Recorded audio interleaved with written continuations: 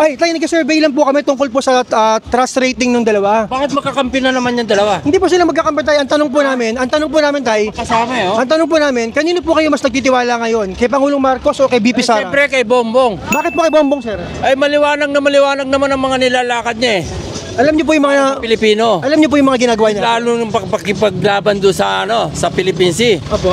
'Di ba? Opo. O tama lahat ng mga ginagawa niya. Nung araw galit ako sa amin yan eh. Pero ngayon kakampi na ako. Ah, ganun po? Nakita ko ng tama. Oh. Binoto niyo po ba siya?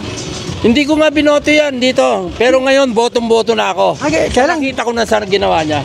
tay, paano po yan?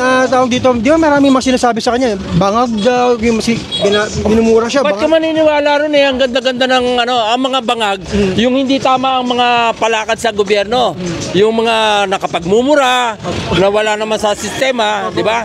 Oh, yun ang yun ang bangag. Kasi hindi niya iniisip yung sinasabi sa kapwa Pilipino. Oh. Hindi po kayo pabor doon, tay? Hindi po kayo pabor sa nagmumura? Ay hindi. Meron ba namang taong gobyerno ka, magmumura ka? Eh ito nga tanggap niya lahat kahit na anong i-akusa sa kanya pero wala naman silang patunay. Hindi po siya nagmumura, no? Oo, kasi binabaksak lang naman siya eh. Yan ang Pero totoo. dati hindi niyo siya binoto, tay. Pero ngayon gusto niyo na siya. Oo, talagang totoo yun. Nakakagulat po yung pinsahe niyo, tay, ah. Eto, binoto ko nga yan eh. Pero ngayon, hindi ko na binoboto yan eh. Pag si BP Sara tumakbo sa 2028 presidential election, kumandidato ng presidente, boboto mo ba siya? Nako, ilalaban ko lahat ng pustahan ng mga kung ano meron ako ngayon. Dapat hindi na manalo yan.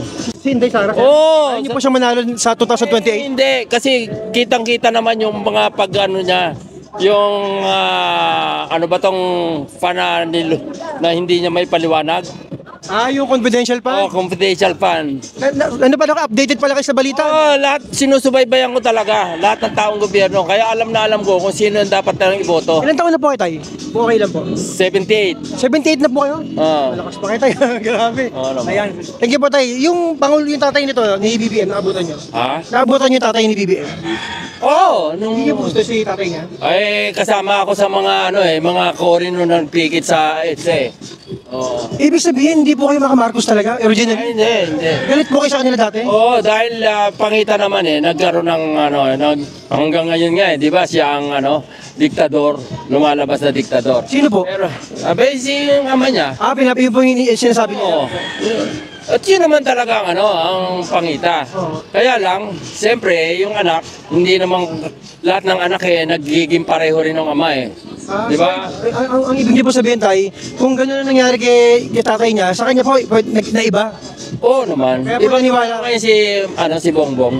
Nakakatawa naman po yung comment niya, tay. Yung mga salita niya, nakikita na. Disente po, magsalita, disente. Oo, siya, yung edukado. Gentleman. Opo, edukado. O, edukado.